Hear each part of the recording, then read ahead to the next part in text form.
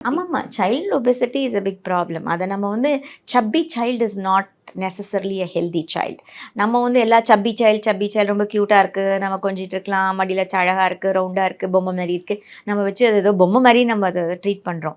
But ஆனா வந்து that is childhood obesity. எந்த குழந்தைய பார்த்தா டக்குன்னு நமக்கு வந்து ஒரு சப்பியா இருக்குன்னு தோணினாலே அது வந்து வெயிட் கெயின் தான். ஸோ யூசுவலா வந்து அது நம்ம ப்ரிவென்ட் பண்றது தான் இம்பார்ட்டன்ட்.